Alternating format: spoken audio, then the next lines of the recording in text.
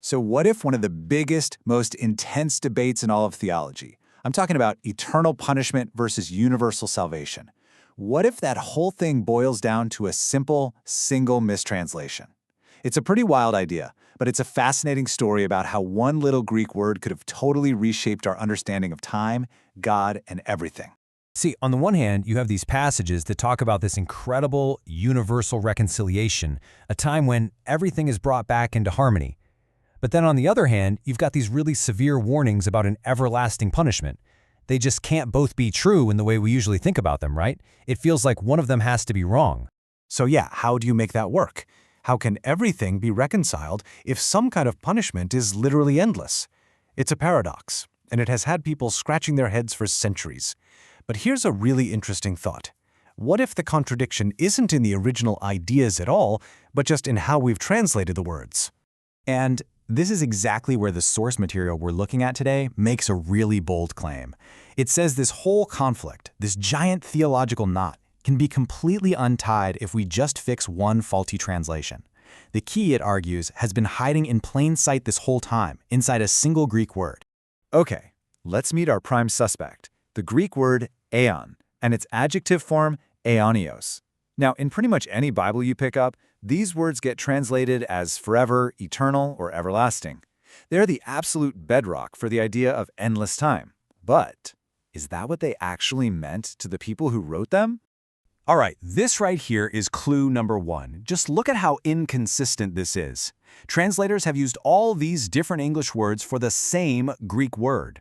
I mean, if Aion really just meant endless, why would you ever need to translate it as world or ages? This right here should be a huge red flag. It's our first big clue that maybe we've got this word all wrong. And now for clue number two, and this one's a bit of a grammatical brain teaser. The original Greek text often uses phrases like this one, which literally translates to the eons of the eons. Now just watch what happens when we try to cram our modern translation onto that phrase. It becomes the forever of the forevers. And that just completely breaks down logically. How can you have more than one forever? How can you have a plural of something that, by its very definition, is singular and absolute? You can't. It makes no sense. It's like talking about multiple North Poles. The source argues this is basically undeniable proof that the term has to refer to something finite, something you can have more than one of. The evidence just keeps piling up. The source also points to passages that talk about things happening before these so-called Eonian times. Now, think about that for just a second. If Eonian really means eternal, well, you've got another massive logical problem on your hands. I mean, it's just basic logic, isn't it? Nothing can come before something that has no beginning. If eternity stretches infinitely into the past, there is no before. So the very fact that the text talks about a before is a really powerful argument that these Eonian times must have had a clear starting point. So, after looking at all that evidence, here's the solution the source proposes. Aion does not mean endlessness. It means an eon, an age, a specific finite period of time, a period that has a beginning and, this is the crucial part, it also has an end. It's not all of time, it's just a chapter in the story. And once you make that one little switch, a whole new picture emerges. These eons aren't just random stretches of time. They are the specific ages in which God is working out his grand purpose for all of creation. You see the whole story unfold, from creation to the disruption of sin, to the plan of reconciliation, and finally to the consummation, where God becomes all in all. And this is where you really see the huge impact of that one little word.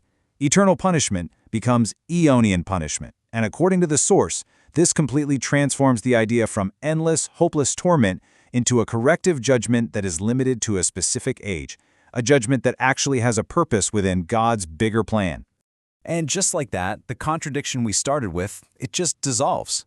In this view, the punishment is real, but it's purposeful and it's temporary. It happens within the eons. And once those ages have run their course, the ultimate goal of universal reconciliation can finally be reached.